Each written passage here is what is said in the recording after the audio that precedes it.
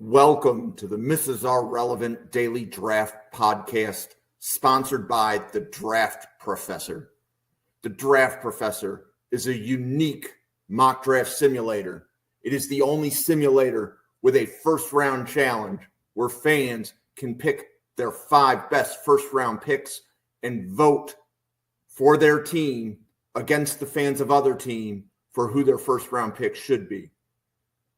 Draft Professor has a second-round challenge where you can vote for your 10 best second-round picks and do 10 unique 2-round mock drafts.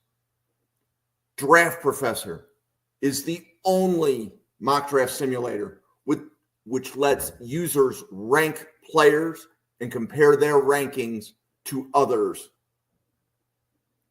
Draft Professor is the only mock draft simulator which has draft a team functionality, which allows you to identify your my guys for this draft, as well as identify which players you like during the draft process. Thank you very much for watching this episode of Mrs. R Relevant. We will be with you shortly and begin our podcast. Thank you very much for watching the Mrs. R Relevant Daily Draft Podcast, sponsored by the Draft Professor. We are live. Welcome to the Mrs. R Relevant Daily Draft Podcast. I am joined by Owen and Newt, and this is going to be our final episode of breaking down offensive line and defensive line. And I know, Newt, you are fired up for some of these guys. So how are you doing today? I'm doing well. This was one where both sides, and I'll point them out, but man, there was some first time I had seen some of these guys, and it was one of those holy, we got a guy here kind of moments. And I'm not saying that I'm the first one to point them out, but for me, seeing them for the first time was a ton of fun. So I'm really, really excited about a handful of the guys we got to talk about today. So Owen, how are you doing? Good. Yeah, I was going through. With most of these episodes, I have not watched a significant amount of these guys, if any of them at all. So I'm getting first eyes on all these guys. I'm really excited because I haven't been keeping up with the Twitter discourse as of recently. So I was just going through and scrolling through Newt's tweets about all the guys he was watching for his upcoming episode, and I'm really excited to kind of hear him pop off for some of his guys in here. Cool. So yeah, and different people will have different processes for summer scouting, but ultimately part of what goes on at the Draft Professor is a lot of people are sharing boards. Hey, have you evaluated this guy? And when we kind of sorted and planned the episodes, we tried to make sure that the last episode for every positional breakdown was a good one. And I think this is going to be a really good episode. And we're going to start with offensive lineman Luke Kandra from Cincinnati. And Newt, do not feel the need to contain your excitement. I will let you kick this one off. Man, Luke Kandra. So he is one of the guys that I was alluding to at the beginning. Let me give a little bit of a backstory on him. He's got kind of a fun story. He was 4-star recruit. He's currently a redshirt senior at Cincinnati. He started his career actually at Louisville. And after a redshirt season and 2 seasons as a kind of rotation guy, that redshirt sophomore year, he started to come out. His coach, and I'm forgetting the name right now, but transferred to UNC, took the job there. University of Cincinnati, took the job there, and he followed his coach. And it was actually kind of a blessing in disguise for him, because that's closer to his home. Since he's been at Cincinnati, he has been just an absolute monster. Last year, he was 2023 first time All Big 12, third team All American. This year, he was named as a captain for that team. He's got over 2,000 career snaps. And I say that, and a lot of these guys are kind of hitting that milestone, hitting that mark. Defensively, that's kind of impressive. I like to see that. He's got 2 penalties over those 2,000 snaps. That is 0.1% of the snaps that he plays, he commits a penalty on, which is ridiculous. And I've talked before about how much I like smart offensive linemen. I like a guy that knows exactly how to manipulate a defender and that has their head on level and between the ears. They know what's going on. Luke Kandra is that. He's allowed 30 pressures over that 2,000 snaps. Once again, a stupid low number, 1.5% snaps that he takes. That's about 3% when you look at passing block sets, but it's still a ridiculously good number. Only 8 of them coming in 2024. This is why I love Luke Kandra. He's built extremely well for the position. And looking at him, he's 6'4", which offensive guard, that's the number I love to see. 6'5" can be okay, but 6'4", 324 carries his weight extremely well. And he's got the movement skills. He can pull. He can get to the second level with ease. He is a stellar run blocker. My favorite thing that I saw throughout this entire thing, and I threw it out on Twitter, and it was a ton of fun. He's going up against, oh God, I can't even remember the team anymore because it didn't matter. He pulls off to the side he's playing right guard, pulls off to the side, just quick as lightning, gets out ahead of the running back, chips the defensive end, helps out his tackle, makes his way down 6 yards and annihilates the cornerback, lays him out, still is going, pushes his running back another 2 yards downfield. It was picture perfect. He did everything that you wanted to. I threw that up on Twitter, and it just blew up. It was so much fun to see. His father quoted the tweet. His mom quoted it. He had like 2 brothers that liked it. And like, kind of like then looking at that, it's like, man, this guy's got such a cool support base at home where you have a ton of Cincinnati fans that are getting in on this. His family that's like anything in their power they can do to raise this young man's draft stock, they're taking advantage of. And this is after I'd already written up a stellar report on Luke Kandra that I was like, oh my gosh, this guy has not only the work ethic, the tools, the size, the movement skills, everything that you like to see. He's also got a tremendous backing and support system behind him where it's like, I cannot get off this guy. I love every part of his game. The one knock I have written against him is he overextends at time in pass protection. He could do to clean that up a little bit, but he's still putting up a really, really solid pass blocking grade this year. Also, a solid run blocking grade if you're looking at PFF stats. Every part of this guy's game is phenomenal. I've got him number 4 right now as my interior offensive lineman. I think that he is a legit second-round talent and an early second rounder at that. Like, he's top 50 for me, hands down, no questions asked. Oh yeah, I had a feeling this was coming, especially with the Twitter rants we had going on with your tweets. It was Arizona State, by the way, was the game that you thank you tweeted about with that poll play. And yeah, I mean, you really nailed it on the head with that. Especially you brought up his pedigree as being a good athlete in the past, transferring down to UC, which is closer to his home. I believe he's listed as being from Cincinnati itself. So following his head coach, going back home, he was able to get more playing time there as well as opposed to Louisville. So he finally was able to go in there and cement really what get some starting time. And yeah, he really kind of took the most advantage of it. You're a bit higher on him than I am. I do think that some of those things, those technical things with his feed being a little lungy and pass pro, especially in the games that I watched, it was a little more prevalent than I would really love. But yeah, all around, like basically what you said, where he was able to move, block. I really like him in zone concept schemes specifically because I think his ability to move is probably his best quality. I'm not in love with how much he can like move bodies, especially the bigger interior guys. It's not bad. I won't say it's terrible. It's good, not great kind of thing for me. And I do think when he's on a move, it gets better with those interior guys, and he absolutely excels when it comes to getting outside and getting to those smaller body dudes. So yeah, just basically a lot of what you said, and then just a little bit of pulling back on myself for it as of right now. I was going to say, Owen, if you said that you were higher on him, or anyone out there, if you say you're higher on him, I want to meet up with you. I want to go take you out for a steak dinner and just talk Luke Kandra with you, because that's someone that I can get on board with. And if we can talk that, that would be awesome. I have no doubt that I'm like the 1%er that's going to be this high in him. But it's like really nice to hear that you saw a lot of those qualities the same way. Obviously, your knocks on him, I think, are totally fair. I think there's obviously technical things that he does need to clean up. I'm glad that you saw the lunging too.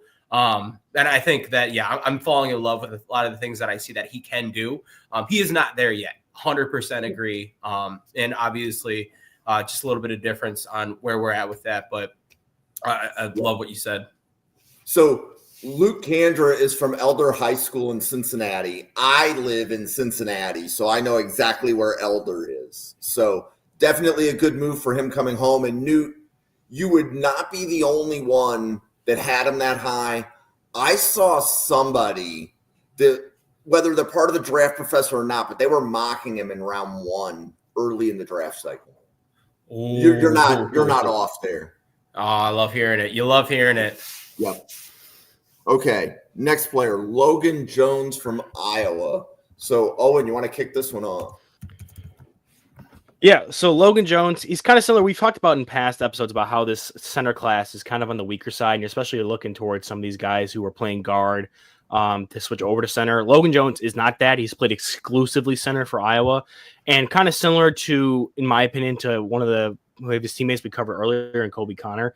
He's one of those guys that Iowa kind of covets who can move and block in space and is able to do that as kind of their keystone thing where they're able to get out and move. And it's reflected in that 293 range. I know, forget which episode it was that we were discussing this before.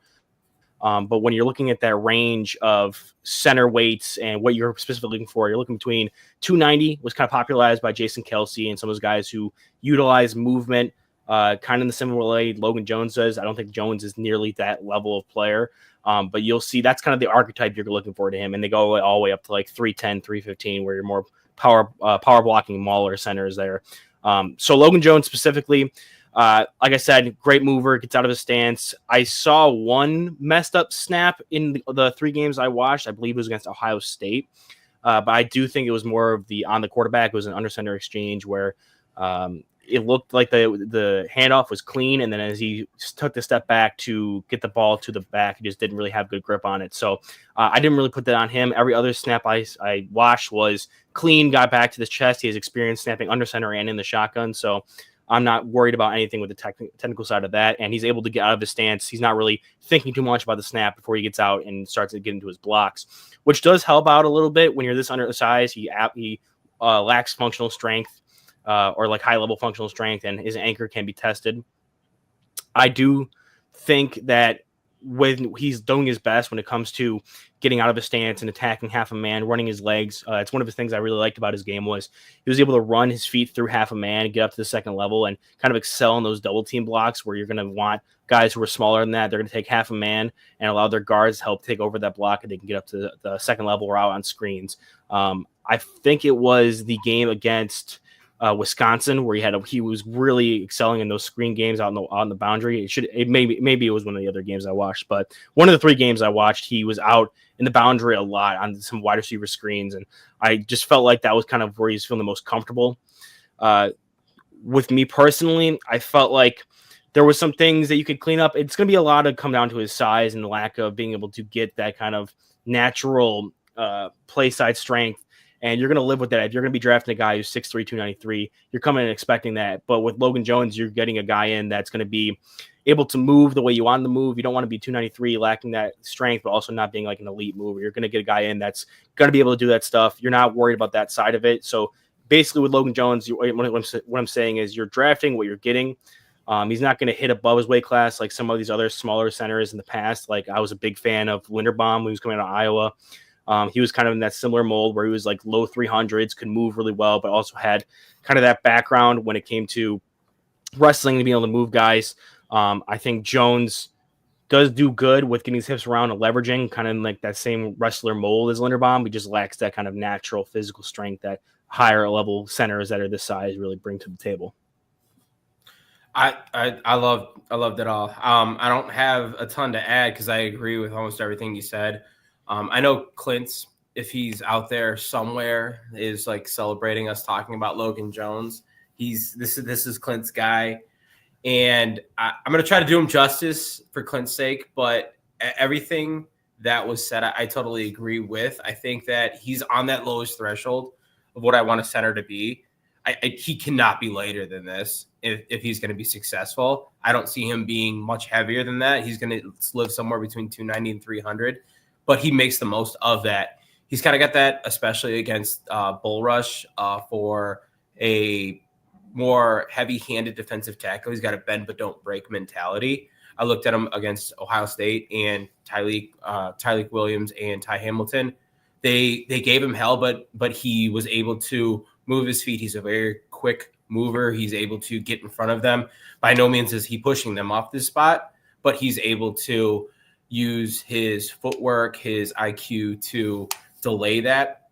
And I think what Owen said, especially with him taking half of a man, was really accurate. For those out there, when we're looking out at centers especially, most of them are not going continuously rep after rep one-on-one with a guy. These guys are going to go half a man and either chip a guy for the guard and get to the second level, or just use that for a double team to get out there.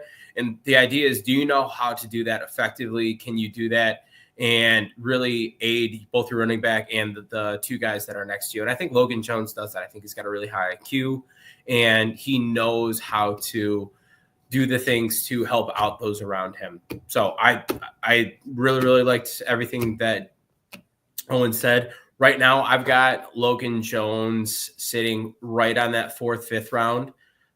For me, he's going to be someone that can come in. I don't think he can start right away. He's not a Tyler Linderbaum, just like Owen said, but he's going to be someone that if you put him in the right system, if you continue to improve that technique and you show him how to use the strengths that he has, which are his movement skills and his IQ, he could be a starter in the NFL. You put him in the right place.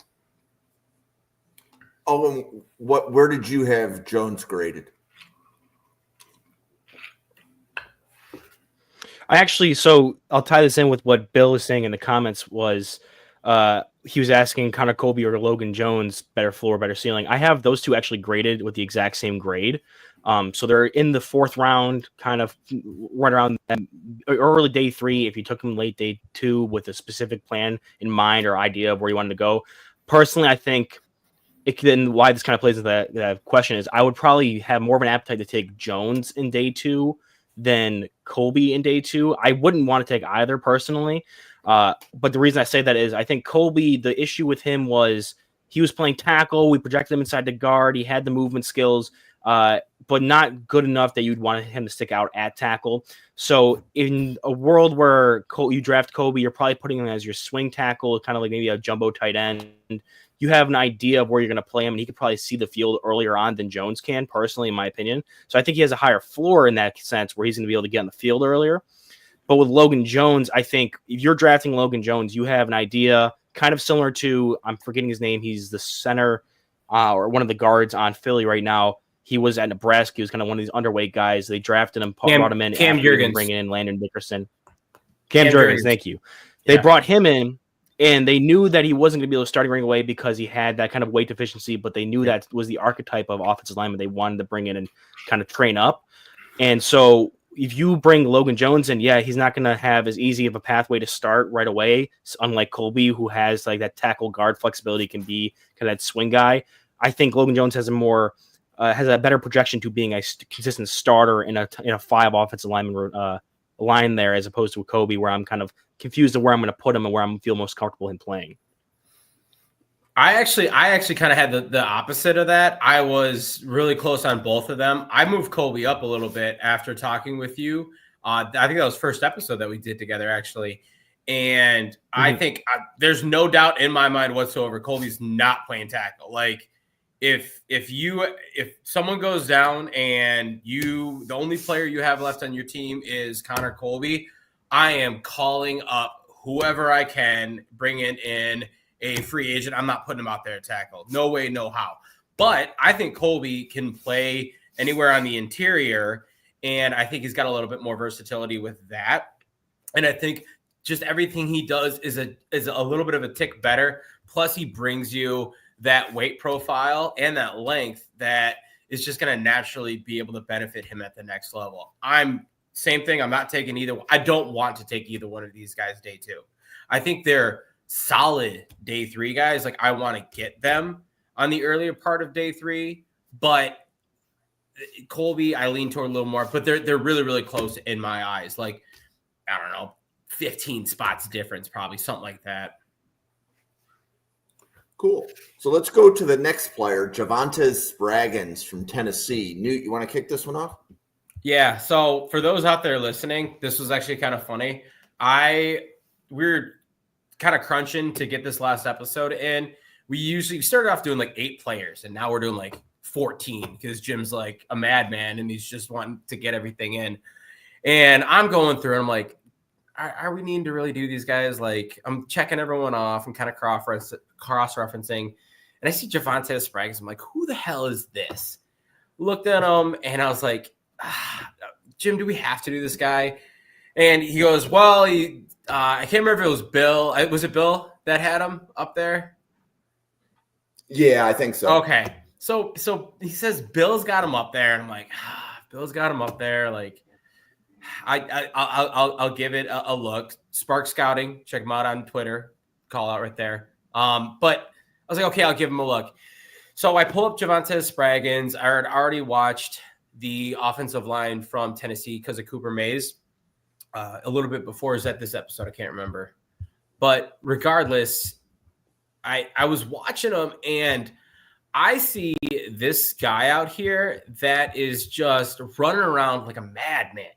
I mean, like an absolute lunatic. And there are like good and bad things to that, but he's just every single play. It was like, hey, man, here's a shot of Adderall. Like, get out there and get after it. And I loved it. There are good and bad things to that, but everything that he did was explosive. It was really, really good short area quickness. He had one of the best jumps off the line that I saw of any offensive lineman in this group that we've looked at. He climbed to the second level really, really well. I'm not sure like how blocking assignments work at Tennessee, but he was always chipping, helping out his center, helping out his tackle, and then moving out there. And I thought that everything that I saw was really, really good in terms of what it looked like he was intended to do. I watched the game against University of Kentucky, and I was just amazed at how well he held up against Deontay Walker. The credited sack that he had against that was like Joe Milton running into him, which I was, just like, hey, that's kind of one of the dangers of having a guy get a little bit deeper in the pass set. So there's some pieces to that, but I thought that you're not going to get a guy that's this high of a motor necessarily in day 3 compared to the rest of the field. So he was definitely one where I'm not Luke Kandra with him. Let me just kind of put that out there right now. I'm not Luke Kandra with Javontez Spraggins. I think he is a day 3 guy. But if I look at most day 3 guys and I'm weighting them versus tools but lacks production or work ethic, I think Javontez Spraggins has a lot of those pieces there. The kid's built like a tree trunk. He's, like I said, he's got that motor that just keeps rolling. He's got a ton of collegiate experience, but there's a handful of things that technically he just needs to start to clean up. He's got to get better at understanding where to place his hands, how to move his feet when he's in pass sets. He's got a little too many penalties for him. They've gotten a little bit better as he's gotten some experience. But if you can get your hands on this guy and you get a good offensive line coach that can teach those pieces of the technique, I think he could plug in and maybe not year 1 or even year 2, but starting year 3 of his rookie contract, he might be able to contribute to you on an offensive line. So what do you think, Owen? Yeah, I'm pretty close with you there, especially with I came into it not really having a lot of expectations, mostly because again, all these guys no idea who they are. But then last week when we were kind of setting the stage of who we're going to be covering, Newt was like, "Oh, we covering that guy." And I got some mixed reviews because Newt was like that. Bill had him as a 3rd round guy. So I'm like, okay, I have no barometer on what I'm coming into with this. So I started out with just the size, 6'3", 330. You look at that profile and you're expecting maybe someone who's a little bit slower, a little more plodding, power guy, but maybe not the most athletically gifted. Or if he is, then you're usually going to hear a lot more about these kind of guys. And I went into it, and similar to what Newt saw, very explosive for his size. Like, you like to see these kind of rare combinations of size and movement skills, because even if they don't have this inherent, like they're in a gym rat and they're lifting heavy weight, mass plus acceleration is force. Like, you're going to get some movement if you are a big guy and you can move in open space. So I came into it and was like, okay, this guy can move people. He can move well on his feet or in his feet. Now, I was kind of pulled back by the technical difficulties there. I think you cannot start him right away. A lot of these more veteran D linemen and even some of these more savvy linebackers are going to be able to manipulate what he does when it comes to gathering and getting onto blocks and really just being able to have him play in control. You mentioned the penalties. It's kind of a thing where kind of plays into, like, I think he has all these tools, but is overall kind of not really reined in. But that's what you kind of want, especially on like these day 3 guys that you're going to bring in. You want tools, and you want someone that you have to rein back in, not teach to pull it out of them. So guys like this, to go really high praise, the Tulsa kid who got drafted in the 1st round by the Cowboys, his name's escaping me at the moment. He was another one of those ones where he had a ton of holding penalties. He was running around, being able to absolutely clear people out, but you had to really rein that in. Now, I'm not saying Spraggins is even close in that realm of, tier player, but that's kind of the similar thinking we were looking at. It's like, I'd rather take this guy than someone who's 6'3", 330, but is kind of more stiff. Maybe he's more technically adept. He was a longer starter at a similar level of college, but like, you want to be able to have a guy you're betting traits on, you're wanting to rein back in. And where did you have him graded, Owen? I had him very similar. It was in that day 3 consideration, just because I felt like there was a lot more time to have to process him, and you have to have a team that's in a position where you're not going to have to draft for need, or even if you do, he's probably like your 2nd or 3rd lineman drafted in that draft, because you don't want to have him be put in a situation where he's going to be pulled in right away. I had him like that mid day 3 stuff, maybe earlier day 3 if you really want to bet on those traits and you have a solid offensive line already. But I wouldn't really put all my eggs in the basket of him coming in and fixing you right away. No, Got it. I absolutely agree. I want to point this out really quick. Last week, I was like negative Nancy and just shitting at everyone. And this week, I think I've just been like delightful Deborah over here, just like higher on everyone than Owen. And it makes me feel like, okay, I'm not that much of a curmudgeon. Not that like I think Owen's grades are bad. I think they're totally fair. I know last week I was just kind of a complete asshole at times. Well, that could have been the person that picked the players, picked the wrong ones. Right? Oh no. So, Owen, you want to tell us what you saw with Dylan Fairchild from Georgia? Yeah, I swear we've watched 3 different guys in the Georgia offensive line at this point, maybe just the 2, and there was the center that I maybe mistaken. Oh yeah, but like no, Fairchild 4 at this point. It's been 4 at this point so for me.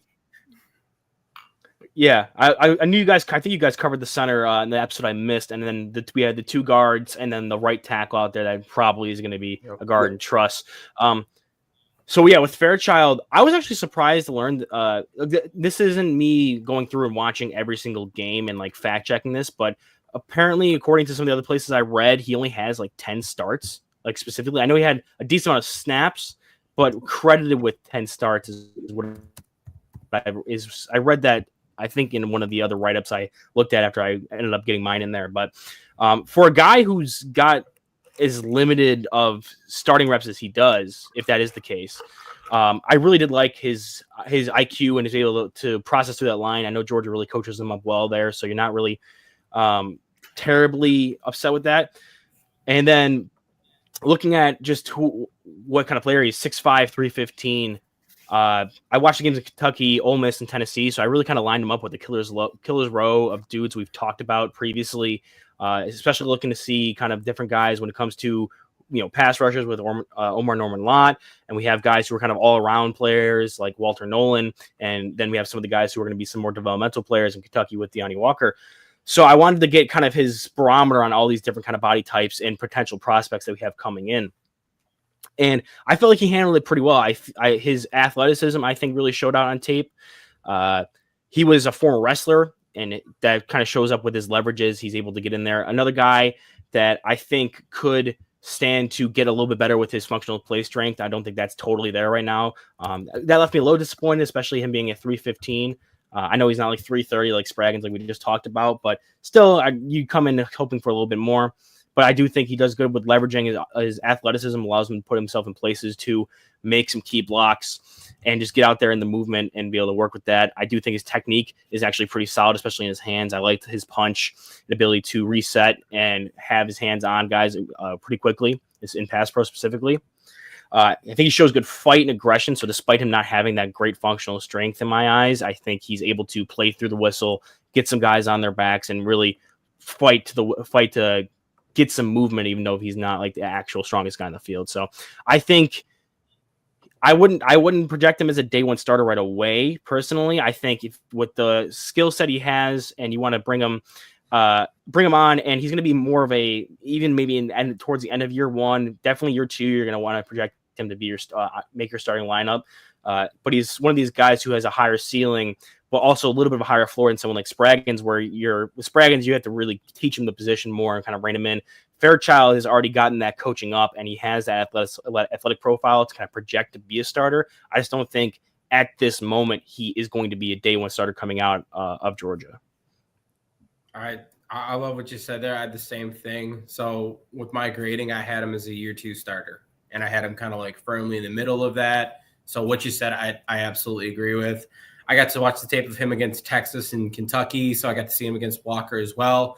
I know it's starting to become a common thread, but with those pieces, you want to see him against those guys. And we'll talk about Alfred Collins a little bit later against the Texas tape this year. It's nice to be able to see him fresh with that. But with that, I liked what you said about his play strength being a little bit underwhelming. I think that given his time at Georgia, he's a redshirt junior. He's gotten a chance to get a lot of experience in that time. Not that he's been a starter throughout any of those. Like you said, his starting experience is actually quite limited.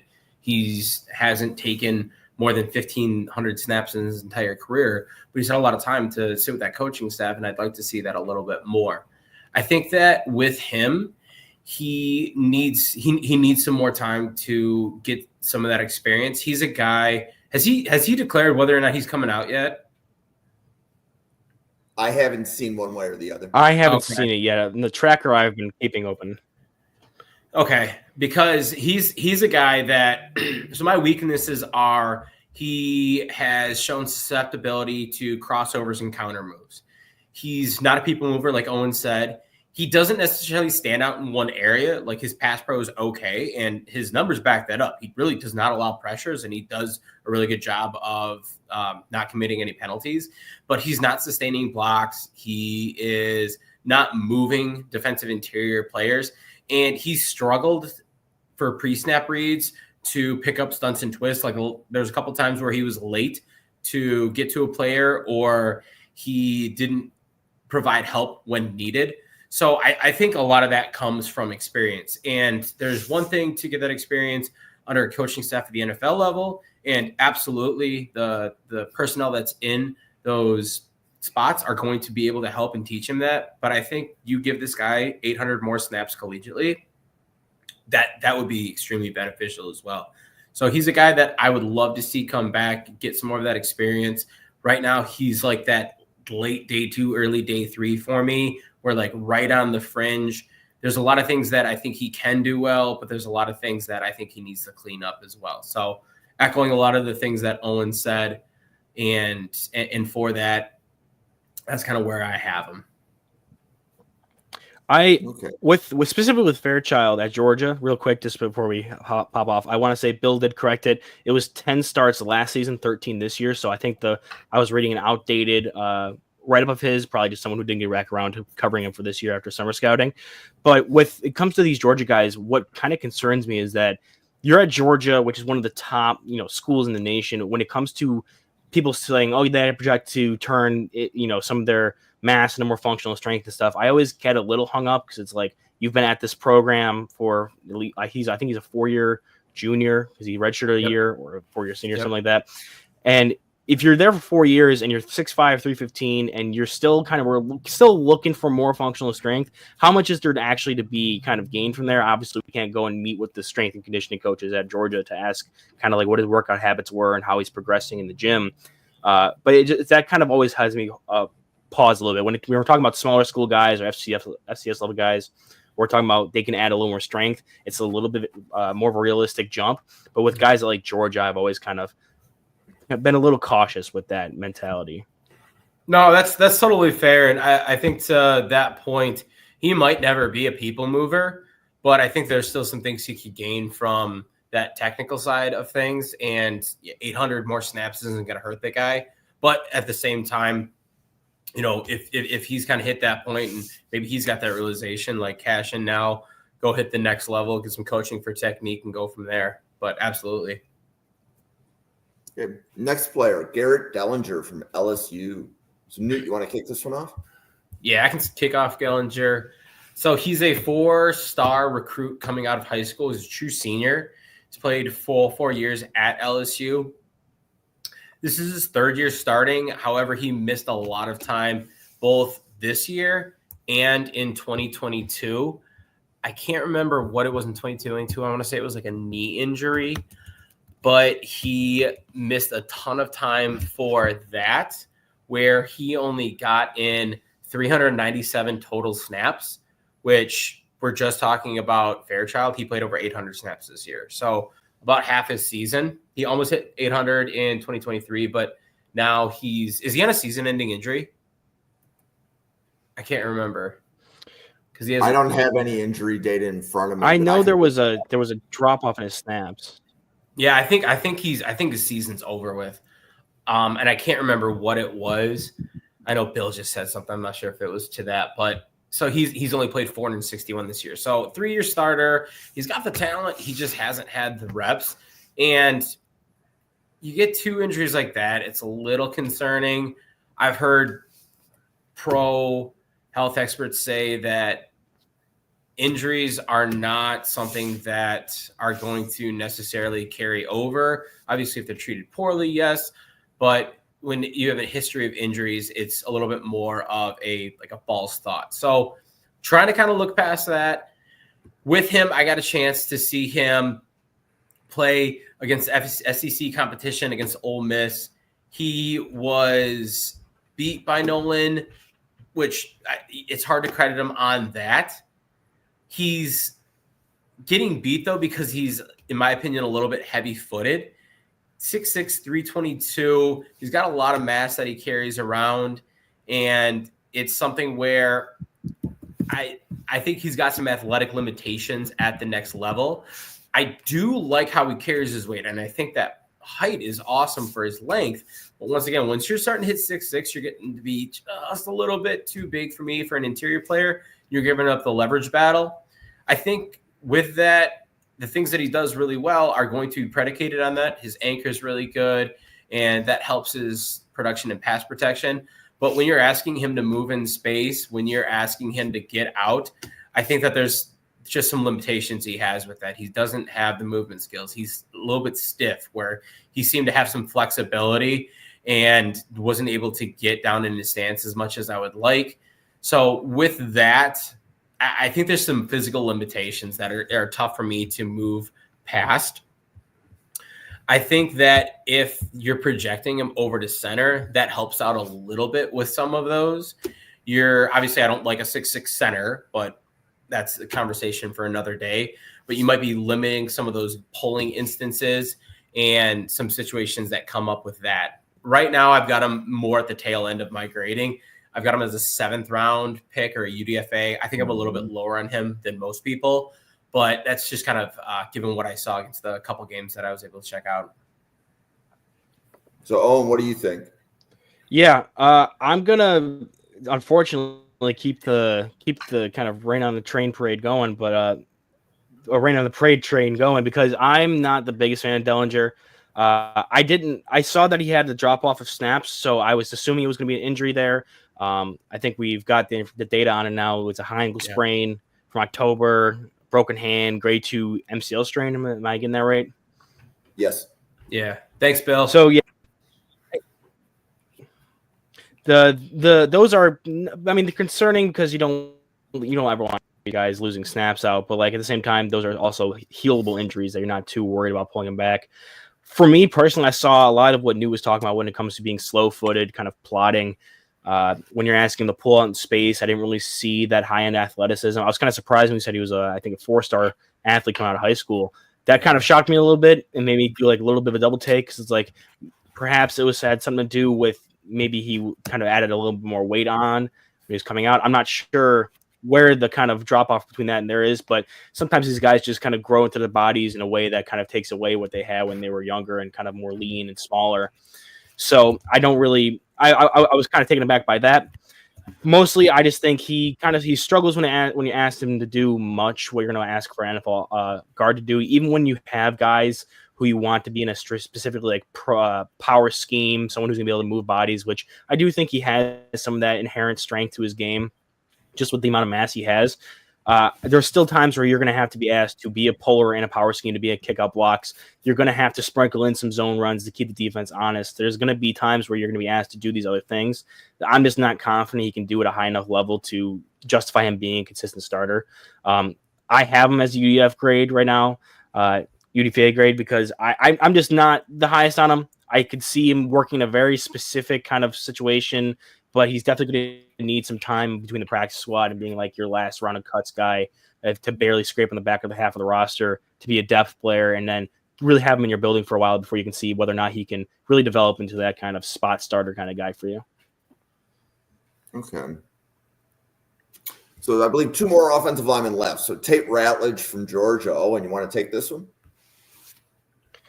Yeah. So I feel bad because we're going from Dellinger, who I was kind of let down by just from my watching through, and I was like, it's unfortunate. So now we got Tate Ratledge, who currently, I think, from based on the guys we've watched so far, I can pull it up right now on my list. I know I'm a few guys behind because I missed that one episode. I have him as O-lineman 5, and that's mostly because I went in my own free time, watched Will Campbell and counted him as a guard instead of a tackle. So he'd really be O-line 4 based on the guys we watched on this pod.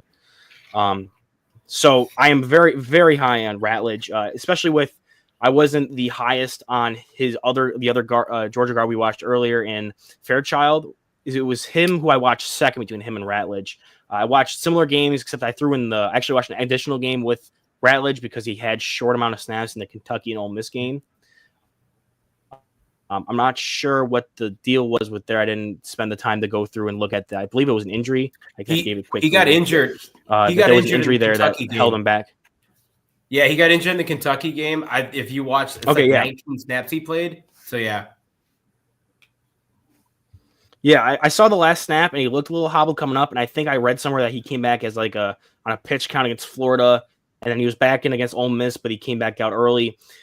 So I watched 4 games for him. I watched that Ole Miss, the Kentucky game, as well as Clemson and Tennessee, just kind of get that same kind of roundabout of what guys we're going to be watching or talking about in the future, or who we've already watched for this pod to get him against some NFL talent. I thought he was all around just solid when it comes to pass blocking. I think he brought a good power element to the run game with limited versatility in zone heavy schemes. I think he's a people mover. Does a good job to reset his anchor and not allow defenders to get through him. His get off and flexibility is, I think it's adequate for the NFL. It's good, not great, especially for the college level, but I think it's going to play. It's not going to be something you're going to hang your head on with him, but it's going to play. I think that one of the things I felt was left most on the table was him getting off and being able to go over gaps and really in those kind of zone schemes go over and land significant blocks on guys who are a gap or two over for me personally, and be able to land some good blocks there. And I didn't really love him in the screen game. So I feel like he's fundamentally sound. If you're going to play him in a in a power scheme, I'd like him best there. He's one of those guys who I would like to see him in that kind of scheme, but at the same time, if you're going to run some zones, get defense honest, you're not going to see him be a total liability. And overall solid in the past pro game. I didn't really have a lot of nitpicks there, but I also didn't love reps. I didn't see stuff that I was like wowed by or thinking like maybe at 6'6" he kick out the tackle or something. I was very comfortable where he was playing at with Georgia. Cool. Newt, what do you think? So I had Tate Ratledge. Who did you have, Owen, in front of Tate Ratledge, just out of curiosity? Currently in the list, I know my stuff's loading a bit slow at the moment, but I know. So I have Will Campbell at 1, then Booker, Jackson, and then Gray Zabel was up there with him. Okay. I was really high on him. So no, yeah, that makes sense. I like Zabel a lot. I really, really do. I think he's got a chance to really rise through this process. But back to Ratledge. I am with Ratledge, so I'll go ahead. I got an early first, late second on him. So I'm definitely seeing him as one of the top 3 interior offensive linemen in this class. I think between Booker, Ratledge, and Savanaia, that teams will have their different preference with those guys, and any one of them might be number 1. I think for me, it's Booker, Ratledge, Savanaia. But I think that I saw a lot of the things that you had mentioned with him. I didn't necessarily see the flexibility as much, but definitely something I want to go back and check out now and kind of keep a little bit better of an eye for. I think with him, what I saw that I really liked was he's got a little bit of a weird build for the position, and you can see it given his makeup. He's 6'6", 320. So he's long and lean, but I don't think that really is to his detriment. We talked about something really similar with Dellinger, where he's really, really lumbering and does not get off the line well.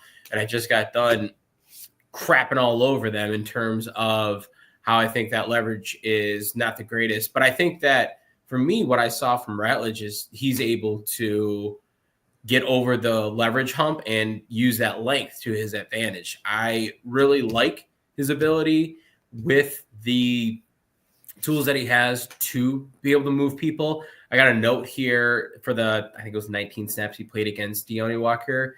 He never seemed bothered by him. And once again, I think that as a group, we're all definitely lowering ourselves not continuously, but like coming back to a normal place against Walker. And he's not this high-end prospect that he was going into this, but he's still he's a top 100 player, no matter how you want to slice it, sometimes top 50, depending on what list you're looking at. So that was something where, for me, I liked to see that. I got a chance to watch him against Bama, and this was back in the 2023 conference championship, where I love the things that he did. He came into that game with a bone bruise, and I think he had to miss like the last couple drives of that game just because he's overly bothered. But I think, number one, it speaks to like how tough this dude is and how much he wants to win. Love seeing that out of him. But with him, I think that I see other things that Owen sees. I like a lot of the aspects of his game. And I think that he's even got a little bit more room to blossom. So I've got him, like I said, ahead of Jackson, ahead of Zabel. I don't have him ahead of Campbell. So Campbell would be ahead of him right now. But Booker and Campbell would be the players that Owen mentioned that would be above him. So similar, a little bit higher, I think. But I think we see him kind of close in range. Okay. Last offensive lineman, Marcus Mbow from Purdue. Newt, you want to take this one?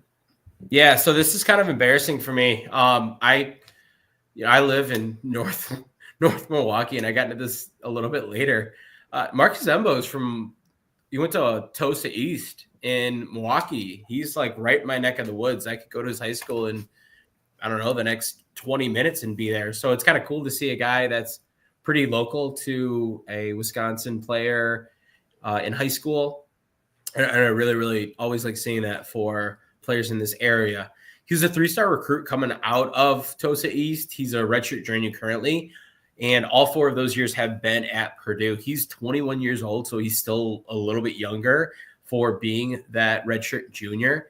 He's a 2-time all honorable mention, all Big Ten player. He was a second-team freshman All Big Ten player. I'm sorry, I said that wrong. He was a second-team freshman All-American. So with that, he's made the most of a lot of the opportunities that he's had early on. I want to mention that freshman was his redshirt freshman year.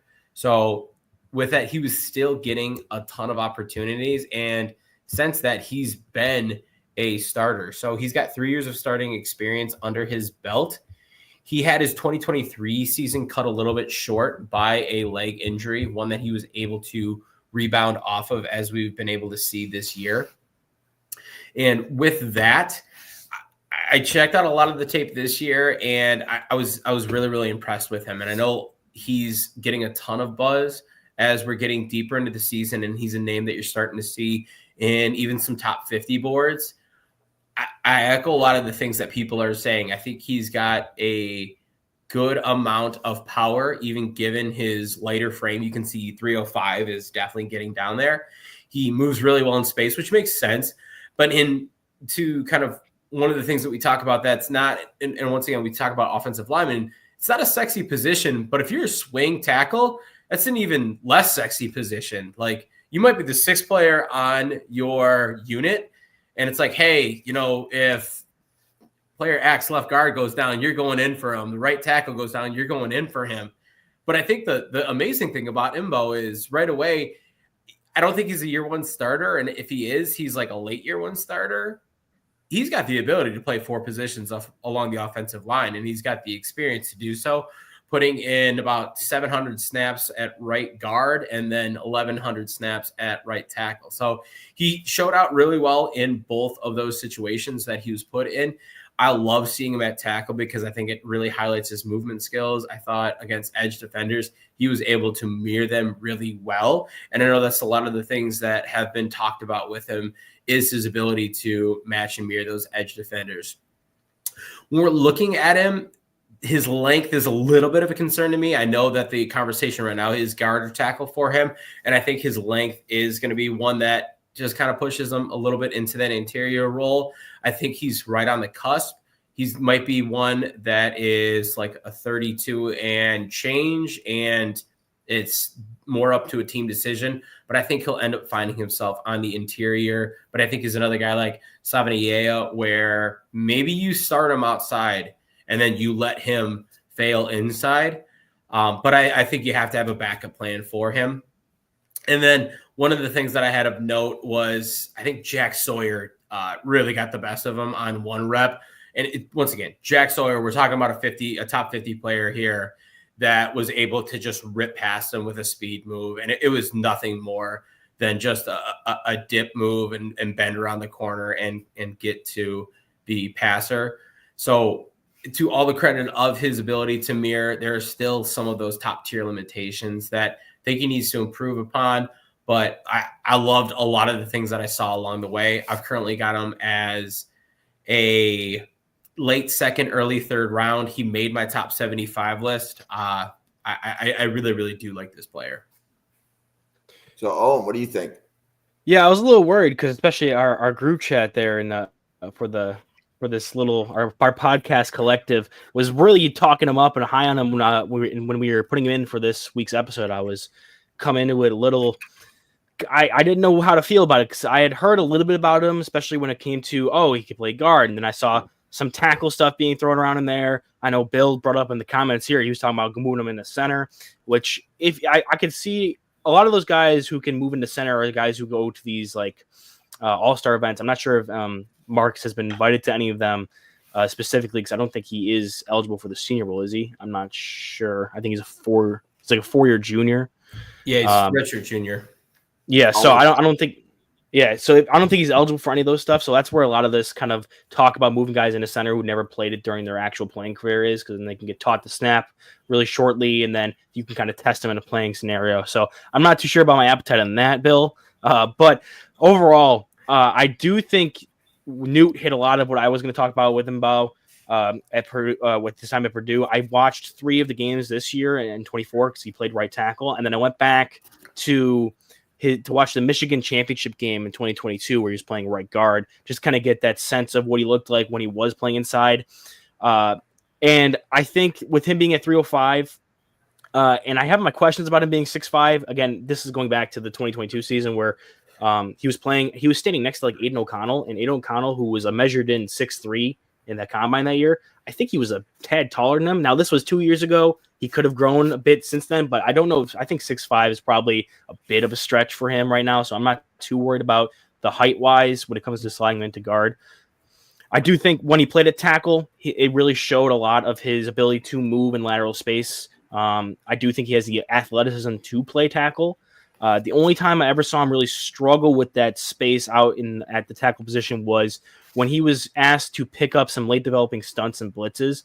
His change of direction to be able to get back out wide and recover. Like there was times where he either missed the ID and had to act late and just didn't have the athleticism there to overcome him reacting late, or he identified it and it was just too quick of a change of direction from the kick back outside, whereas some of these more elite tackles know how to handle that. So I think that combined with some of the technique stuff where I did like the flashes of technique he showed there with his feet and his hands. I do think limiting the space with a lot of these guys specifically, even if they have the athleticism, does help out with that stuff because there's less of a thought of depth and getting to that. That's where we get like these elite tackle prospects, are the guys who can move that area, has the size while also not having to overthink using their technique while getting that movement skill. So I think as a guy who can be in a system where you're asked him to be moving off the spot in the blocks, a lot of moving pockets, get him out in the screen game. I would try him at right tackle if you have absolutely no like answer, if you don't have a solidified right tackle there. I personally think his future job in the NFL is going to be on the interior, potentially center, if he can learn to snap and be able to function mentally and technically while focusing on getting those snaps off clean. But yeah, I think a lot of the stuff the Newt covered is where I was at with Mbow. I was kind of worried I was a little low on him with the whole conversation our chatmates were having, but I'm glad to see that I had him as a late 3, specifically as an interior lineman, and I could see that his positional versatility could get him drafted in round 2. But I do think round 3 is probably my safest bet for him. No, that's kind of nice to see those pieces. I will say to what you were alluding to, especially with his technique and cleaning some of those pieces up, his movement on the space. One of the things that I saw when I got a chance to check him out at right guard against Penn State back in 2022, man, there were some things that, and once again, this is his first time as a starter. He was redshirted the year before. It just drove me up a wall, his footwork and some of the technical things about his game. And I was like, God, this is ugly. I really, really hope that this guy's cleaned it up. And man, has he. He is one of the better movers now, and he's got a lot of the really good technical footwork. So I think he's shown that ability to clean those pieces up. And I think that's really, really promising, especially as we're talking about him getting in a system and continuing to improve those pieces and be that, really stellar player at the NFL after some of that coaching kicks in. Yep. So before we transition to the defensive lineman, like Newt, I want to give you a shout out for the Luke Kandra, all of the media. Luke Kandra's parents retweeted the podcast while we were podcasting. So I think they That's watched awesome. and they heard you. They said some very nice things about you on Twitter. And the Kandras are awesome. I'm Owen as well. Give him a Christmas card next year on Twitter. That's awesome. I want to give both of you guys a shout out, and Newt, you definitely got that ball rolling. So thank you. That's awesome. Very much. So, okay. So DeMonte Capehart, we've covered him on the channel once before, but Owen, you haven't had a chance. This was the week that you missed. So and Buffalo has scouted Clemson a lot. So that was why I threw him back in. So we can make Capehart short if Owen wants to give his review, and then we'll move on to the next player. So Newt doesn't have to repeat himself. Yeah. I'll make this real short and quick too, because I kind of see. I went back and watched the episode I missed, and so I'm gonna just make mine quick. Newt doesn't really have to repeat himself as much. I went and watched Capehart. I wasn't really sure what I was walking into. I know he first brought his name up when I brought up the nose tackle from Georgia. I'm getting him confused. I'm sorry. I have a bunch of names. That's Stackhouse. Sorry. I was getting him confused with the Tulsa nose tackle. It's in the transporter now, Ty Newhouse. So there's so many new house name nose tackles out there. But so yeah, with Capehart, I think with him, I would definitely prefer him over Stackhouse, especially when it comes to looking at a Bills perspective. He's a guy who can be one of those block space eaters, takes on blocks, able to get hands on, stack and shed. I did like his ability to play to run specifically through that lens. There was a couple plays where he was attacking the stretch runs where he was able to get hands on, extend, and do all that while still moving laterally. So I like to see that. I do think he's a better overall athlete, and I think there's a higher level of pass rush upside, especially when you can find nose tackles who can offer you something like that, whether even it's a little bit more so than your average nose tackle. You're still going to be going all over that to try to get a guy in there that can do have that promise. So a guy like Stackhouse, we didn't really see that much. We said you're drafting this guy, he's going to be that kind of run stuff, or you know where you're getting into him. And that's why he's more of a day 3 guy.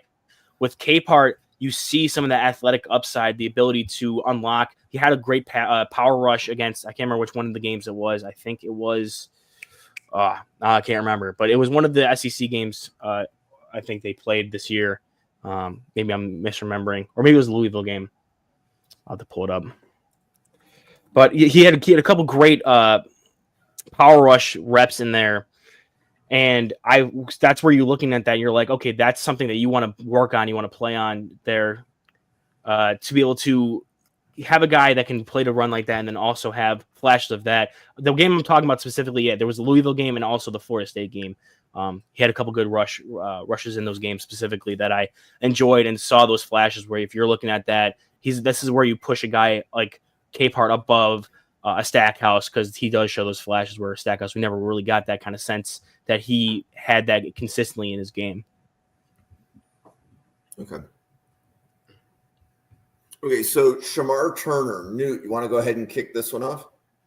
Yeah, so Shemar Turner was one that I was, based off summer scouting, really, really excited for. I hadn't dug into his tape since then. I had heard buzzing about him, both good and bad, around the Twitterverse and everything with draft media. And when I got a chance to go back and look at him, truth be told, I was a little bit deflated. And I think some of that goes into how he's being used this year. A lot of what he's playing right now, as he is being put in kind of some unique situations, is going to be a little bit more on the outside.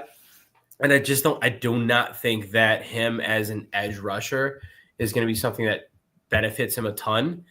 I really, really want to see him more as like a 4-eye. I want to see him somewhere between the guard and the tackle. I think that if you get him in that situation, then he's going to be put in a place where he's able to kind of showcase his skills a lot. So a little bit of background. He's a 4-star recruit. He's a senior, 4 years at Texas A&M. He is a 3-year starter. So he has been a player in that system that has been continuously showing the ability to make impact plays up and down the line. And when I say up and down the line, I truly do mean up and down the line. Over his career, he's played 12% of his snaps from shade nose, 42% of his snaps from 3-tech, 12% of his snaps over the tackle, and 33% of his snaps from 7-tech, which is like kind of a stupid differentiation of snap counts. And I said it wrong. This year he's been playing more inside than outside. That's where a lot of his 3-tech snaps came from. So he's got a lot of these different roles that he's been able to play over his career. Like I'm talking 200 plus snaps at each of those 4 I just mentioned, but he's been kind of like a tweener, and it feels like he has not been able to find a home base. And that's something I struggle with, where if A&M has had, 4 years or 3 years of really good starting experience from him to try to put him in a situation where he's able to win, and they haven't necessarily found the greatest situation for him. Now, maybe that's due to lack of personnel. And they're like, hey, I think Jalen Walker might be a good example there. If that is the case, where Walker's playing off-ball linebacker because they just need him there, and he's the best athlete on the field, and they have Williams and other guys that can rush the passer. So they're like, hey, just go up and be an athlete out there. I think Turner, not to that extent, but has the ability to do some of those things. Like, he's a freak in terms of his movement skills. Obviously, he's got a smaller frame, and that's going to help that, but he's still able to do some of those things that are going to be unique in terms of the quickness that you would see from an interior player. His pass rush moves are good. I saw push-pull that he went to a fair amount, and he was successful with that. And I think with his lower weight profile, that gives him a really short line to the quarterback if he can be effective with it. I also saw a swim move, and then when he was out wide, kind of going from a 2-point stance, I saw an effective bull rush when he was able to build up some of that momentum. But I think what comes back down to this with this guy is, does he have that position that he can be an impact player? And if you can get him there, and it truly is his position, I think that he will be higher than I have him, and he will be able to be an impact player. But like right now, I really do struggle with that. And I just haven't seen necessarily that ability for him to, ball out in any of those positions. His most successful being as a 7 tech. And I just at 6'4", 285. And, given what edge rushers and defensive tackles look like in the NFL, I don't think that that's going to be his home long-term. So 2 questions for you, Newt, before we go to Owen. I have 6'4", 285. Is that what you had, or do you have a different height weight? Let's see what I got. I have 6'4". I have 300. That's what Texas A&M has him listed on. So, like, truthfully, he's probably like 6'4", 290, maybe 292. And then is your grade day 3? My grade, no. So my grade, yeah. So it's like early 4th round. So it is about as early as you can get on day 3. But I do have a day 3 grade on him. Yes. Okay. Owen, what do you have? Yeah. So I have a complicated history when it comes to undersized edge rusher D tackle hybrids at Texas A&M specifically. It's a really weird history specifics. And I'm specifically talking about back to DeMarvin Leal. So very, very similar career path. So DeMarvin Leal is 6'4". He was 6'4", 285, 6'4", 280, and he was at Texas A&M. And he kind of had a similar career trajectory when it came to what Shemar Turner did, except it was in the inverse. Originally, he was a D tackle, kind of on the bulkier side. He looked like he was probably a true 300, but it looked like he had to kind of maintain his weight to stay there. His final year at A&M, and in that time, you saw similar stuff to Shemar, where it was like he's twitchy, he's able to move well, make these big splash plays, even gets to run and pass because he's able to get off of blocks. And then they moved him out to edge and have him cut weight, and that made him fall from like a pre-draft hyped up first round kind of guy to falling down to where he got drafted to the Steelers in the 3rd round. And I was just going and checking his snap counts this year with the Steelers. So now he's 6'4", 290, and they had him. He's played 53 total snaps on the season. He's played a bunch of special team stuff, and he's kind of a rotational piece for them. But his main 2 positions, his first one is going to be the right end. So like kind of that 5 tech, more inside where like Newt was saying, where he liked to see Shemar in that 4-eye area. And his second most is that right outside linebacker, or like in that JJ Watt role where he's kind of the rolled up 2-point stance kind of guy. And he's at 290 doing that. So it's kind of a similar path. And I watched these guys, and I saw a lot of similarities back when I watched Leal. I loved Leal when he was at D tackle. And when he went out to edge, I thought he could still be a borderline first round guy just because he had that twitch still. But going down to Turner in the inverse, where he goes from the edge to the tackle position, I had heard a lot about him when he was an edge last year. He was one of the few guys I knew his name of going into this because people talked about him as a potential edge kind of guy in this class, in that kind of mold of a bigger body guy you can reduce down inside. And then this year at A&M, they kind of just stuck him inside for the majority of his rushes. He'll kick outside and rush from the edge, but not as consistently as he is when he's head up on a tackle or even shaded more inside. And I think you see the explosiveness and the ability to make splash plays in the backfield from the inside of what you want to see with guys who are super athletic like Turner is against these kind of lesser athletes at guard, especially with some of these other teams where you don't have guys who are going to be like draftable guards. They're going to be your lesser athlete offensive linemen. So Turner was able to exploit that, especially when it came to pass rushing. He kind of was able to experiment with stuff, use his athleticism to complement some pass rush moves that I feel like could still get further developed and make plays that way. But when he was on the back foot and it was on the run defense, that was more hot and cold for me. It was where he was getting pushed off his block. He wasn't able to really dictate the point of attack. And that's where you looking like, okay, this is why he was playing edge before, is because that's where he's kind of struggling. So in that same tweener era, like with that kind of tweener body like Leal was at A&M before, they obviously have a type. I can see him, a team falling in love with him. I still had him a bit higher than Newt did, just because, like I said, I have that kind of fascination of these guys who can play the inside outside and still be as twitchy, even at 285. Do I have faith he can bulk up to 300? I'm not sure, because he carries his weight really well right now. He looks really fit, and there's not much bad weight on him, so he could probably bulk up, but I don't want to kind of sacrifice that benefit you have him at being a lighter weight. The problem is going to be finding him a spot, and just to have a bit of a tease for later in this episode, I found finding him a consistent position on the D line as this kind of an edge D tackle hybrid a lot harder and a lot harder of a sell to me than someone we'll talk about a little bit later. So I'm so excited. I think Turner is a D tackle that you're gonna want to play at edge sometimes, probably more of a 5 tech. That is a lot more of a confusing situation than what we're gonna get into for me personally when we get a little later into the episode. That's called a tease, ladies and gentlemen, and I love every part of it. I do want to add one thing for Shemar Turner. His being forced inside was not a result of his bad play.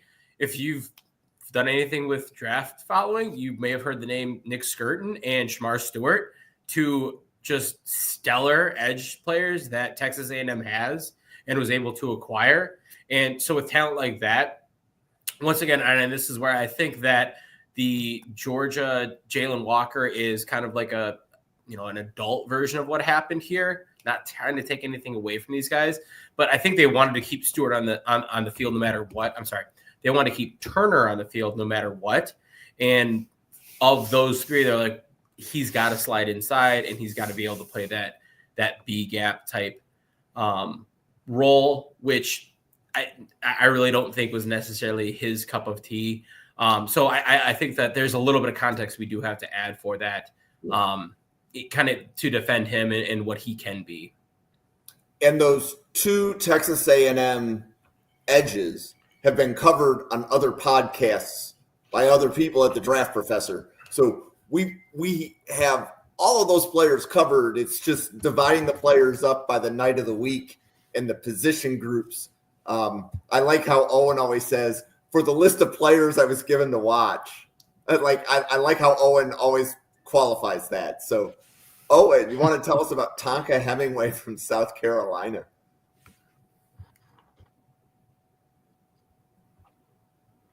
Yeah, you got it. So we're kind of sticking in that same mold of more of these undersized guys you're going to win with twitched up athleticism. We got a guy here, 6'3", 289. He's a 5-year senior. He went through that COVID year, so he was able to get an extra year.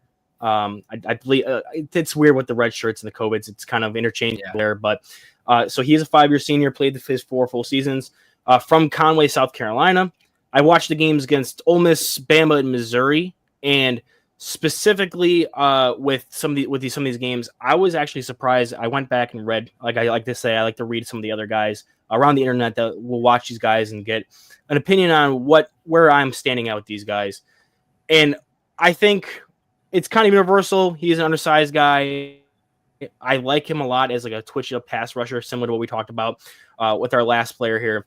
And I think maybe not to the same extent of an athlete to the point where Turner, I like Turner a little bit better as an athlete overall, but I think Hemingway is more of a complete D tackle. I felt, actually, to be honest with you, a little bit surprised of how much I liked some of the reps he played against the run. Like, there are some plays where he's getting swallowed up, and it's going to happen with guys who are in that 290 range that you just got to have to live with if you're going to bring this guy in. And you're going to always have those plays where you're like, oh, this is why you draft a guy, have him as a rotational piece because he's going to win the pass rush. But surprisingly, with Hemingway out there were plays where he was able to play with a low pad level, keep up, hold up against some blocks, and play against the run that I personally liked more than I get from some of these other guys we've watched previously. who are more of these twitched up pass rush specialist kind of guys. So while I'm not saying he's good against the run defense as an entirety, as a body of work, there is some things in there when it comes to core strength that I think showed up not only when he's pass rushing, like he's going across a couple different gaps, so he's trying to throw on a move and work laterally where a lineman has hands on him. He's not able to move him off his spot, and he's able to continue through with his pass rush path. That kind of core strength shows up at times in his run defending, where he's able to stay low, absorb some blocks that you kind of expect him to get washed down by, and play that kind of play the run a bit more tight than you would expect from some of these guys that fit this very specific mold. So I do like him as kind of a 4-3 rotational D tackle. You don't want him as your like constant, consistent down to down starter, because even though with that being said, I don't love him as being an early down guy. He has his role. I just think if you're in like a hurry up situation where you can't really sub your guys out, you're not going to get absolutely dominated like some of these other guys will, that you need to kind of have constant substitutions out. You're afraid to put out there in case a team wants to try to take advantage of that player on your front. Yeah, I like that. I had him as a fringe, a fringe starter. Most likely than not, he's going to be a rotational guy for the length of his career. That's exactly where I saw him. And it was, mostly the same. I don't think we need to spend a ton of time with this. I will say, and I mentioned it with, was it TJ Sanders? Yeah, TJ Sanders. South Carolina does a hell of a job of advertising their players to the general public. Their website and all of the accolades that they list is amazing. And I really respect the hell out of that program for what they do for their guys. For Hemingway, I always like to go and look back at this. What was not said is he's a 4-time academic honor roll for the SEC, 2-time Harold White GPA award winner. He's a smart dude. Like, this guy knows what's going on. And I think that there's a lot of things that go into that. With him, I liked everything that Owen said. Not to, cap on a ton of stuff. But the one thing that I did not like, and I know that this might be, something where you say that NFL coaching can fix it, but his missed tackle percentage was another one where it was just awful. I mean, he had a 28% missed tackle percentage this year. He's got a 19 missed tackle percentage over the entirety of his career. This year is the highest, which, for better or worse, it might be because of the number of snaps and what he's being asked to do. But there's also elements of it where I would like to see him grow out of that eventually. So that is something that for me is a little bit tough to swallow, because I do think what Owen said, especially in the run game, he's not going to be a detriment to you. You can leave him on there 3 snaps and he can get by. I don't think he's your starter, but I think he can get by. He plays heads up. He is able to get off blocks. I don't think he's not going to push a interior offensive lineman back and necessarily, really, really challenge the point of attack. I think he can slip a block, but that also might be to his detriment if he's giving up gap integrity. But he can move off blocks quite well. But there's some things about his game where he's got to be able to finish a play, make the tackle when necessary. Just looking at him this year, he has missed a total of 8 tackles, which is not ideal, especially when you're thinking that he's played in 12 games. So 2/3 of the games he misses a tackle for you.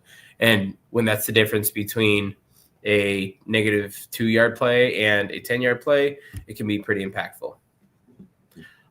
So I had him. I agree with all those things. I had him as a 6th, 7th rounder. So he was a late day 3 guy for me. Okay.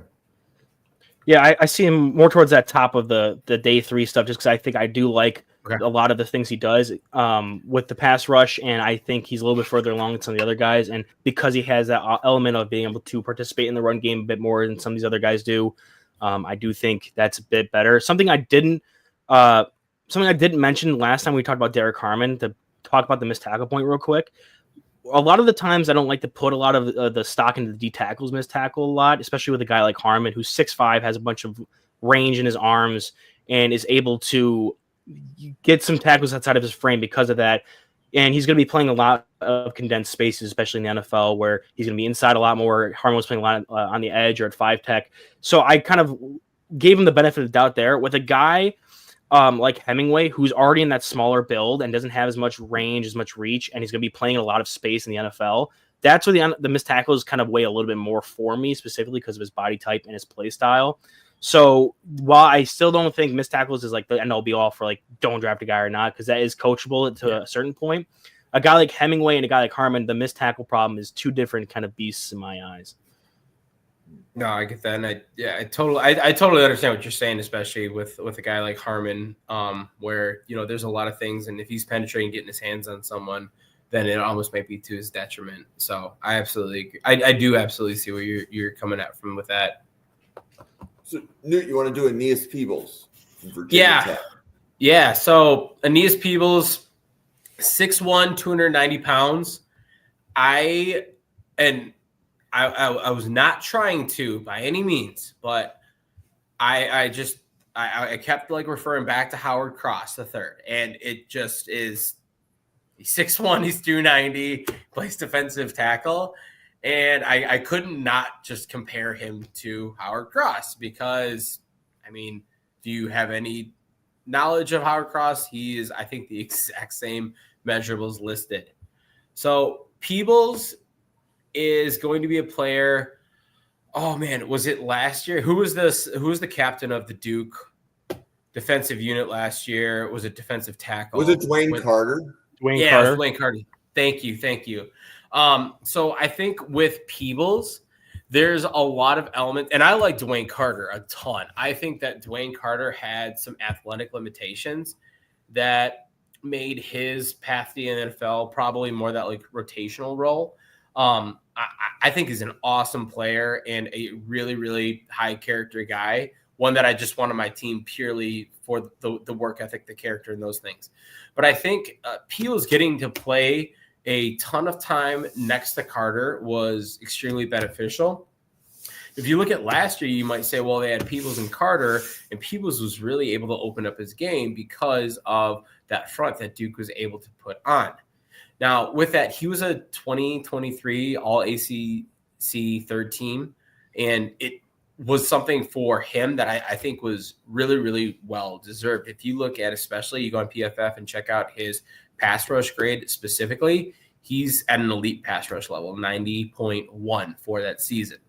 And you say, okay, well, what's it going to look like now? And he's at a 90.8 this year. And it's really refreshing to see a guy do that year after year. There's a player that we'll talk about that, and he didn't get the starting experience, but kind of a little bit of a one-hit wonder right now.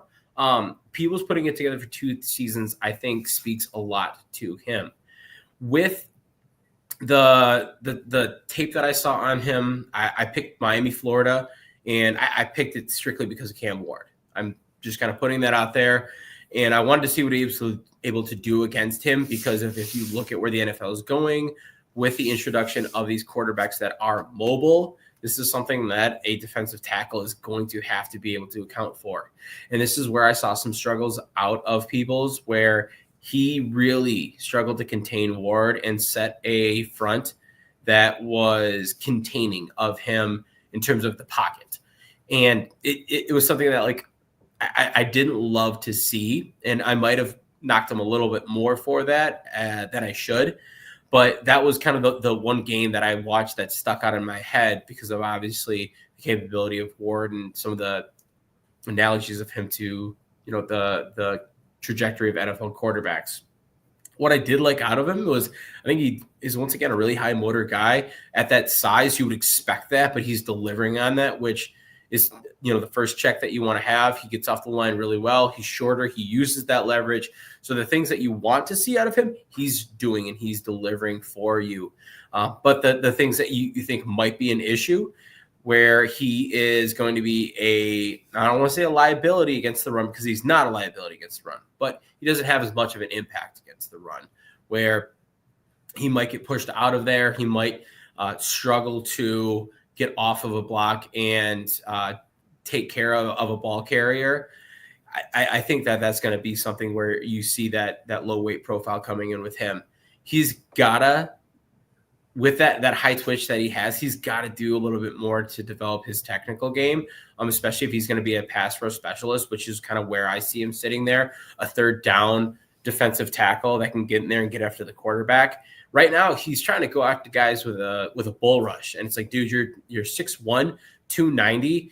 Even my smallest center is going to be able to take you and not worry about it too much if it's just like going at their chest over and over and over. You know, you might win 1 or 2 reps like that, but you have to develop a little bit more. And he does have some of those pass rush moves, but he's got to continue to do that. Because I think that if you look at what he's doing in terms of hurrying the quarterback, he can do a lot more impact on getting to the quarterback and getting those sacks if he's able to slip those defenders a little bit easier. So I like Peebles. I had him as a 5th round grade. Basically, I said copy paste Howard, but then just knock a round off of him. So that's where I saw him. Yeah, I liked Peebles a lot. Kind of similar to what we talked about with Hemingway, where you don't expect these guys to be dominant run defenders, but when you can see them hold up in that and not be an absolute liability, it's a positive. It's a bigger positive than some other guys who you look at and you're like, oh, he's fine. He's fine against the run, but he's 6'5", like he should probably be dominating kind of thing. What I really liked about Peebles that I didn't get with a lot of these other guys we've watched so far was I really liked his ability to flatten out some angles with some flexibility in his hips, especially when he's trying to like rush up the field. If you're going to be a smaller guy that's going to win with pass rushing and you're going to have that twitch and that athleticism, having that in your bag to work in tight spaces is also something I do like to see, and it's something that I think he does. Probably one of the better guys we've seen so far with doing that. We've watched a couple of guys here that have that kind of athletic profile and kind of that player profile. I also watched that Miami-Florida game. I watched Syracuse, and I watched his game back against Duke again, his return to Duke. I did really like his pass rush set. I do think his power is lacking, like you said. And the last thing I'll say about that, because you covered mostly what I would be talking about when it comes to that, I am slightly higher than you. I am like towards the top of day 3, could bleed into that round 3 kind of discussion if you really like kind of the athletic profile he brings. But I think the one thing that could be holding him back for me personally is he played shorter than 6'1" to me personally. I felt like his lack of length that showed up in power in his hands and not being able to have a power element to his rush game. Like he tries it, but it's just not something he has developed in his upper body.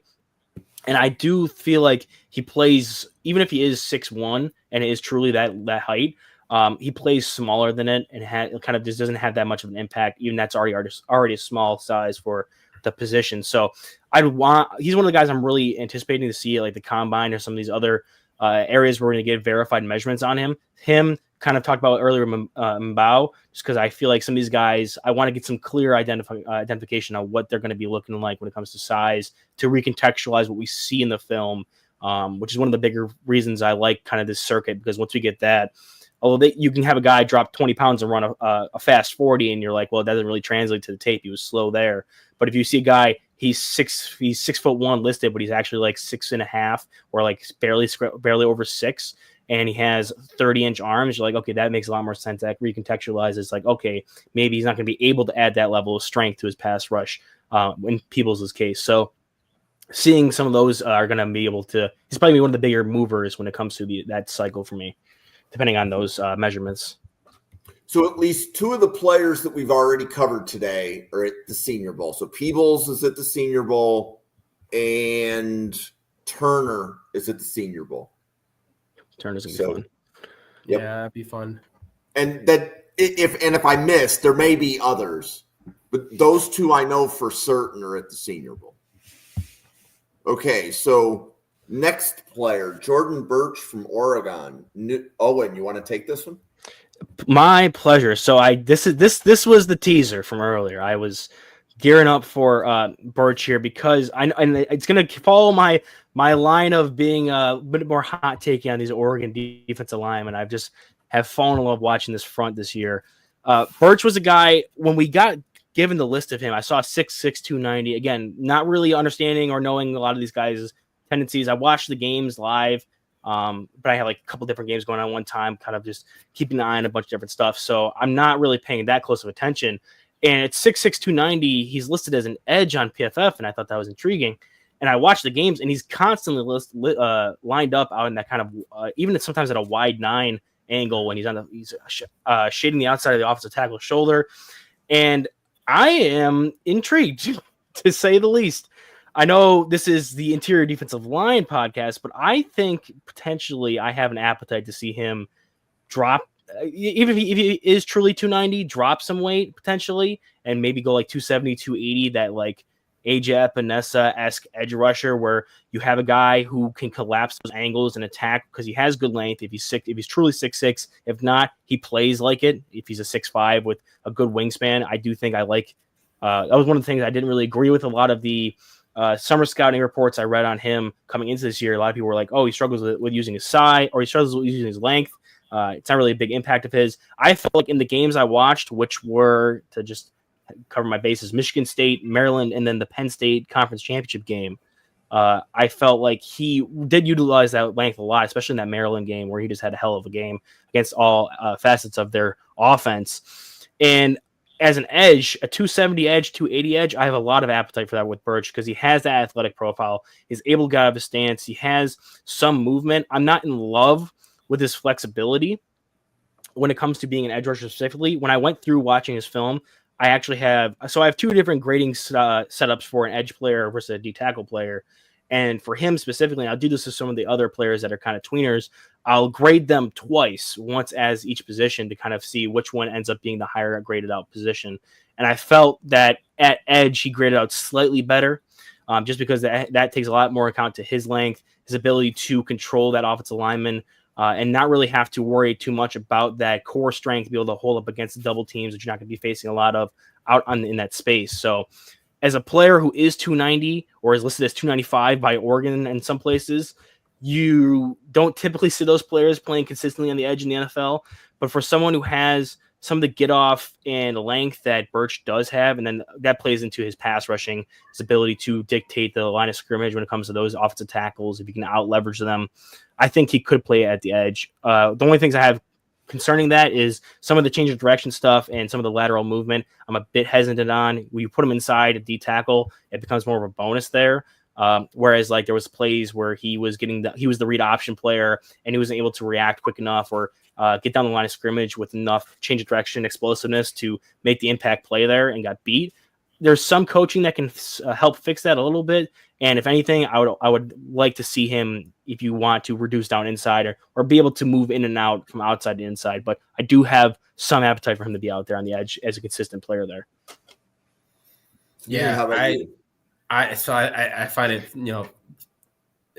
very, very similar. When I look at my defensive tackles, I pull snap counts from 1 tech, 3 tech, and 5 tech. I typically stop at 5 tech for a defensive tackle. He's played this year, and these are some, I think, earlier season numbers, but 0.3% at 1 tech or the A gap, 5% from the B gap, 27% from the 5 tech role. That means that 2/3 of his snaps I don't even have like charted on this graphic because they're that out wide alignment, the 7 and 9 alignment. And so it does go to what he can do. And this is where I think I'm glad that Owen went first, so I didn't sound like a hypocrite right away. He was able to be the one that put the face on first. But we talked about this with Shemar Turner, and I'm like, this guy doesn't have a home and blah, blah, blah. And I'm going to say, I love Jordan Burch too. I think he's awesome. And I think the things that are different about Burch are he flashes really, really well from wide space, and he's got an opportunity. I don't think any of the other guys that we've talked about, can live in wide space. I think Jordan Burch could. Just like Owen said, he's got true length for that. And if you can get him to that, I really, really think he's there. That explosiveness off the line might be a little bit of a hindrance for him. And if you put him inside, I think that a lot of things can be, like he said, a bonus for you. His ability to get after a guard or center is going to be something where that might, really, really cause some issues. one of the things that I do like about him, especially if he ends up like as a 3-4 defensive tackle or defensive end, or even if he is just playing that like more true over the tackle, he was really good against the run. Like really, really good against the run. I loved how he set an edge. And I think that if you look at edge group specifically, that's a big detriment to a lot of guys where the only thing that they care about is finding the passer and putting him on the ground. And the run stopping ability of a player like that can be lost and almost at points become a detriment. And I don't think with Jordan Burch, that's the issue. So I think to Burch's effect, he's shown that he can play a lot of those positions really, really well.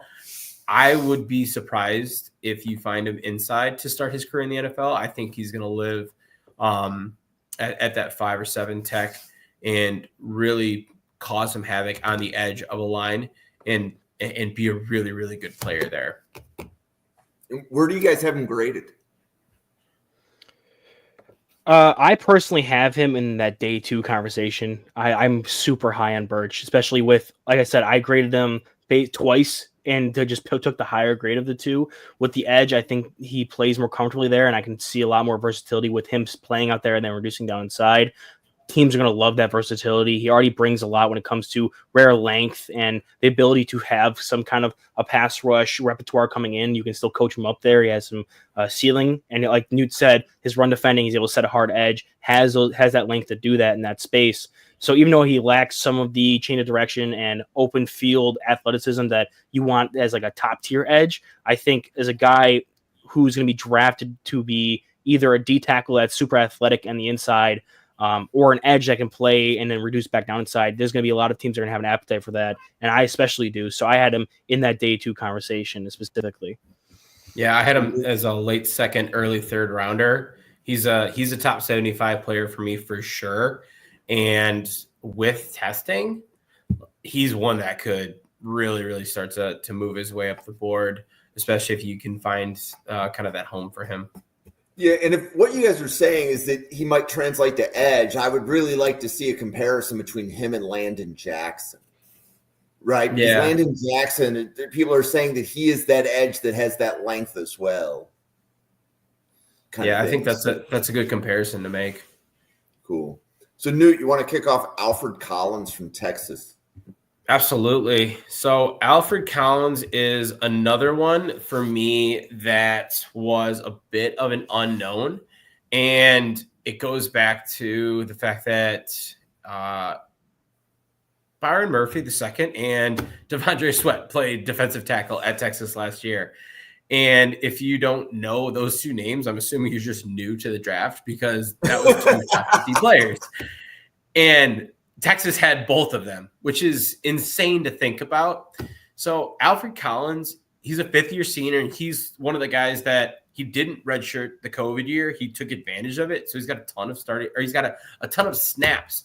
The thing that I hate about Collins, and this is going to be one of the only times like I really, really struggle with him, is he was a 5-star recruit. He was number 32 overall in his recruiting class. And he spent 3.5 years as a rotational player. Now, that half year that he lost out, once again, he lost out to Byron Murphy. And it's tough to fault him for that. Like, they had 2 dudes on that defensive line that got drafted last year where he ended up being the next guy waiting. But that initial hype and buzz about him as being a top 50 recruit, it took so long to come about. Now, one of the things that I've talked about already is sometimes you just need that coaching and you need that experience and you need that time. And I think with Alfred Collins, he was really able to get that. And it was something that played really, really well to his ability to honestly show out this year in a pretty impressive way. And he is having an absolute year about him. So he is, if you're looking once again at like PFF stats, he's posting a dang near an 89.9, as close as you can get elite grade defensively this year, which is compared to last year, 10 points above where it was. And still last year was a jump. So he's making those progressions. And if you're looking at him, he's turning into a player that's a high impact player, both as a pass rusher, but more so as a run defender, which has kind of been a little bit of where we've been left open a little bit. We've seen these guys that are great pass rushers, but ones that, struggle in run defense. He's a player, and we talk about missed tackles a ton on here. Deservedly so. It's going to be one of the pieces that we look at going in. And I do like what Owen had said about missed tackles for a defensive tackle and some of the things that can come up with that. Putting that into perspective, then, he has missed one tackle this year. He's got a 1.9% missed tackle rate, which has been amazing to see in terms of him being a coachable player. So he's continued to go through the process throughout his time at Texas, become coach, become a player that is able to take advantage of the opportunity once he gets it. The things that I like about him is, and you can see it from the graphic, his frame's huge. He's 6'5", 302. I like seeing that number over 300. It's a little bit on the lighter side, but he's got length too.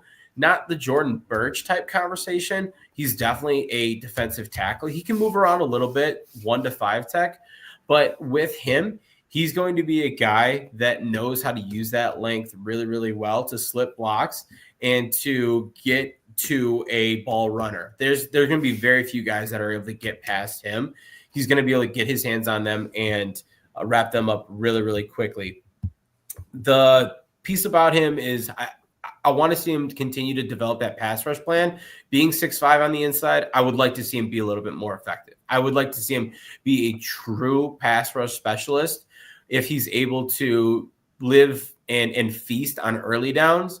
And he's got that frame. He's got the ability to turn into a true 3-down defender, but he's got to develop a plan and use more than just his athletic ability.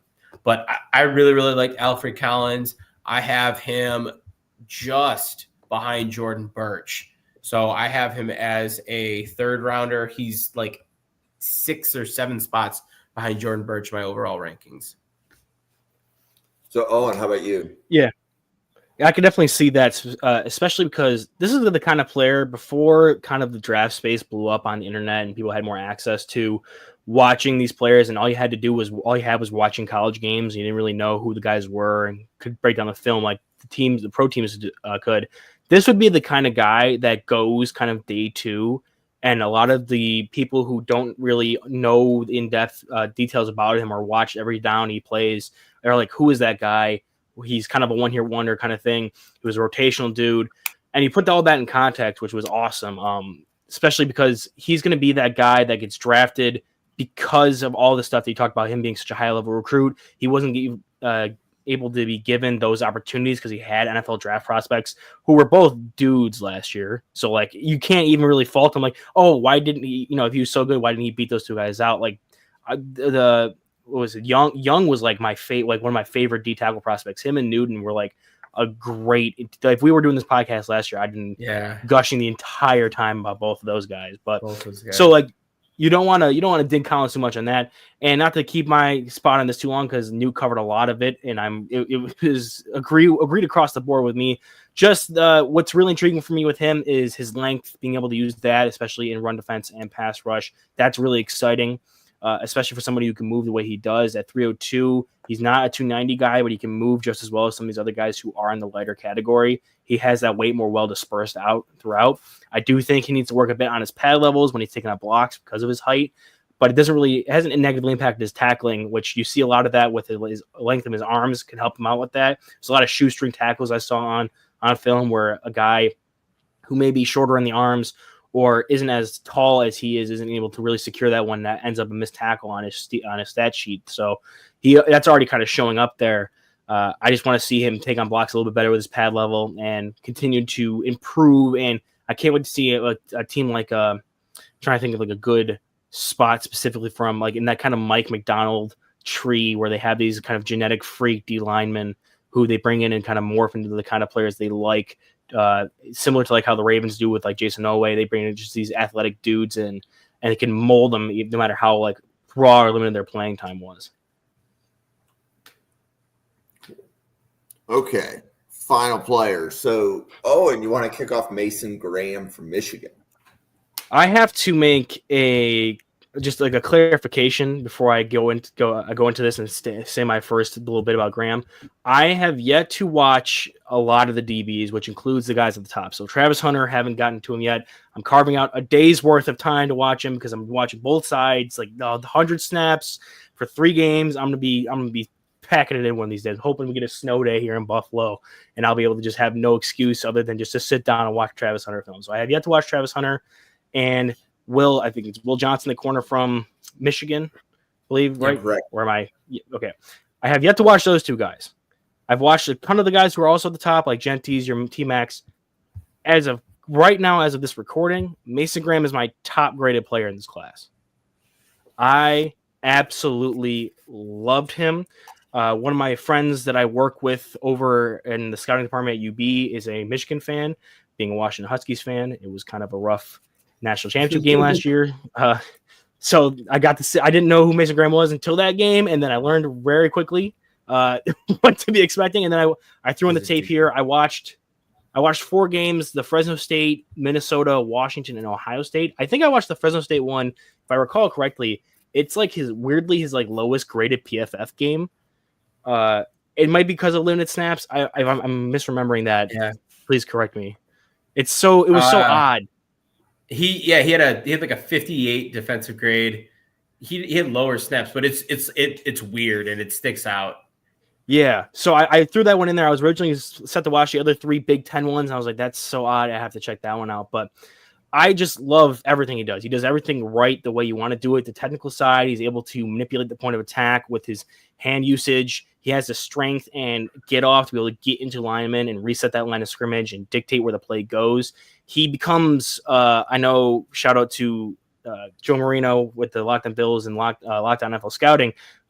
They like to use the term number changer a lot, where you're going to have to dedicate schematically or with other players to this guy specifically, and that changes the numbers in your team's favor because now you have more to play with. You have more guys to work around with. So he's a true number changer. He has great strength in his hands. I love his first step and his ability to get lateral, especially at his size. I love that he can take on, extend, shed, attack the run by attacking linemen themselves, not having to split or harm his gap integrity to be able to play the run. I don't think his pass rush is the greatest thing in the world. There is room to grow. I still think it is high level, especially for where he's playing at right now. And I think there is room to add on to that. So not only is he a super high floor player at the moment with his run defense and ability to rush the passer in limited scenarios from where he's at right now, but there's also ability, I think, to add on to that with some more counters, his ability to play off some of the more strength element in his pass rush game to then flex in some finesse counters and things like that for when alignments are to overcompensate for that strength aspect. And the only other criticism I have of him is that at times his pad level can get lazy. He just kind of get a little too upright, but it never really negatively impacts his game to a point where I'm noticing it enough times. It was more so someone who's so good and you're watching him and you're just trying to find something wrong with him because you don't want to be over the moon about a guy like this. So I think he has a size and athleticism to play any position along D-line. He's a game changer, high floor in the run game and pass rush. And I think you draft him, he's an instant starter for your D-line, no matter where you have a hole there. Yeah. Newt, what do you think? So I loved it all. Got it written down on him. 2-time All-American this year's first team, All-American last year's second team, 2-time All-Big Ten. He was a Rose Bowl defensive MVP last year, freshman defensive player of the year. He's got the accolades, the pedigree to go up against the expectations for him, and he 100% delivers. So I have currently, as of this recording, 4 blue chip players, and he would be one of them. The other 2 being Travis Hunter. I'm sorry, the other 3 being Travis Hunter, Ashton Jeanty, and Abdul Carter. Travis Hunter is a unicorn, and he sits at number 1 on my big board. And then Carter has barely edged out Mason Graham, and it is by like the slightest of margins. And more so, it goes down to the grades that I give them based on positional value, where Carter's playing more of a premium position. He gets a little bit of a slight nod, but the raw grade that Mason Graham has is number 2 on my board, only to Travis Hunter. So it puts, I think, some perspective into what Owen was doing and setting up how good this guy is. I did lower my grade on him a little bit watching this film. I had him as a 9.4, and I bopped him down to a 9.2. I think that there are some things that he does need to clean up. Like pass rush technique is one of them. Right now, he is so quick, so strong that it doesn't necessarily show itself what he has in terms of a pass rush move and skill set. This guy's got a sidestep that is quicker than the majority of the defensive ends in this year's class. And I mean, he's covering about 3 yards laterally in one quick movement, and he's just going shoulder to shoulder on an interior player and crossing him over. And it's insane what he can do at that size and with the amount of effectiveness over and over and over. So with him, I think that you are getting an start day one plug and play player. I think that he's a blue chip talent, and regardless of testing, unless something crazy happens, there's no way that I'll fall out of that opinion that he's a blue chip player, and he's going to end up being, I can guarantee it, a top 3 player on my big board.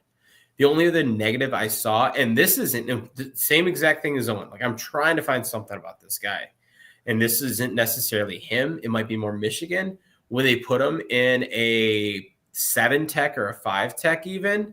And they asked him to rush from the outside. He ended up on the ground more often than not, and he played a little bit more out of control. I think he saw that as an opportunity, which deservedly so. Like, hey, just get after it, pin your ears back, and go. And he didn't have that technical refinement and that understanding of how to do that. And some of the guards and tackles were able to manipulate a little bit of that zealous nature of his. So he ended up on the ground too much for that. But once again, that was him in a position where I don't think he's necessarily suited for, where if you put him as a 3 tech and you just let him eat, he's going to be a monster year in and year out. This is a player that, going back to Jalen Carter, you're going to get that same level of effectiveness early on. And I think he might be better than Jalen Carter his rookie season. Yeah, I went back through. So the current grading system I've had for 4 draft cycles now. So back to the 2022 draft cycle. And the only defensive tackle I've ever graded higher than Mason Graham was Jalen Carter. Yeah. And even then, Jalen Carter, he took a bit to get to adjusted. Part of that was on the Eagles and how they utilized him, the rotation there. And part of that was just him getting to have to get used to playing against such higher level competition after being on that Georgia D line. And I can see similar stuff with Graham.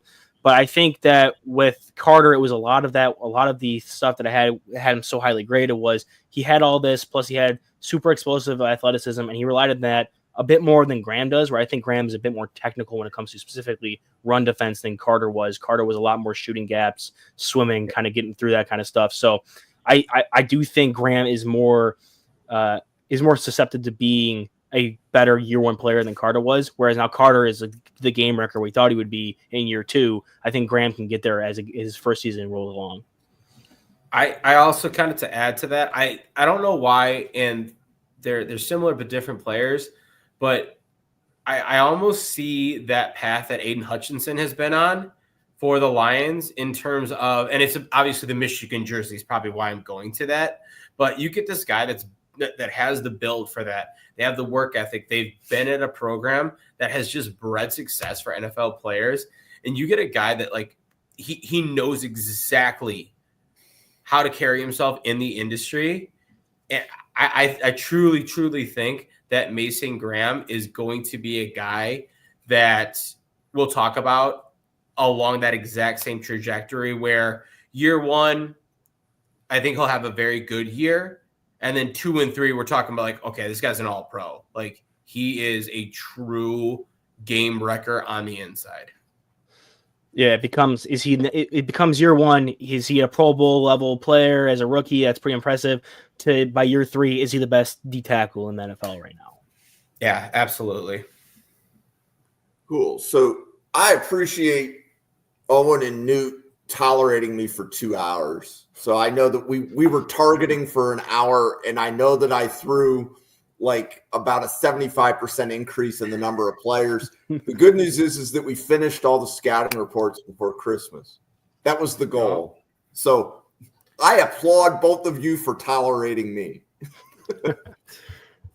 This has been the most fun I've had watching stuff in so long. Yeah, absolutely. So I think, and I don't know this for a fact, but after this week's episode, Newt and Owen will be coming back and covering draft content. But one of the things we might talk about is positional rankings. You see Newt's on the left, and you see my interpretation of listening to Owen and Newt on the right. So we can bring back a few other people. I think at one point you guys said it'd be nice if Josh came on so you could see his, and maybe Clint. But we could bring on 2, 3, 4 people and discuss the rankings however you see them. And we obviously don't have to go into the detail of the scouting reports because we've got all that behind us. But for everybody listening, please hit that subscribe button on YouTube. Yes. Please hit the like button on YouTube. Follow at NFL Draft Fanatic on Twitter. Newt, you want to tell them who you are, how they can find you? Yeah, so you can find me mostly on Twitter and at NFL Draft _Weston. That's where I'm putting a lot of, especially kind of first takes and clips that really stand out on the players that we're scouting. I'm going to start finally getting out of the trenches, which by no means has not been an absolute delight to see, especially some of these really high talented guys. But I'm excited to get to some skill positions and some of the defensive backs that are in this year's draft cycle. But at NFL Draft _Weston, you can also find some of my content at zerotechdraft.com. That's going to be one of the other things that I run and kind of post my top 75, top 100, and mock drafts that I'll start doing later on as the NFL season starts to wrap up and we get more into the draft season. Owen, you want to tell them how they can find you? Yeah, so right now the place I'm most active on is on Twitter at the Weekly Huddle or at Weekly Huddle. I'm going to be hopping on this for the foreseeable future just to be able to get kind of this creative juices out of the way when it comes to wanting to discuss these kind of guys and getting my board all set up and ready. I'm excited. I still have to go back through and double check some of the guys that were from the episode I missed, but after that, I should be all finished with these kind of interior players. I know I threw in like Will Campbell and stuff. That were some of the guys that we didn't initially cover in this one. That's maybe a little hot takey personally. I have a specific take which involves Campbell and then Savania, but we'll get to that in a different time.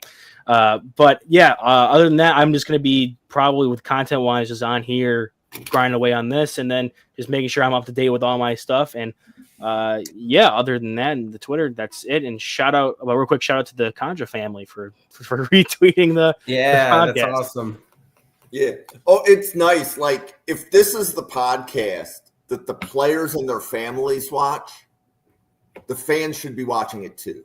So this is not the first time a player has watched the podcast, and it will not be the last. So thank you to Luke Kandra and your family for watching. Thank you to everybody else that is still watching. And on behalf of Newt and Owen, I'm Jim. Thank you so much and have a great day. Thanks, guys. Thank you for watching this episode of the Mrs. R Relevant Daily Draft Podcast, brought to you by the Draft Professor. The Draft Professor is the only interactive mock draft simulator. It is the only simulator with a first-round challenge. It is the only simulator with a second-round challenge. It is the only simulator that lets you rank players and compare the rankings to other people. It is the only mock draft simulator with the draft a team functionality. If you have any questions on how to use the Draft Professor, please follow the Draft Professor on X at NFL Draft Fanatic. No, I am Fanatic. Thank you very much again for watching this episode of Mrs. R Relevant, the Daily Draft Podcast. Have a good day, everybody.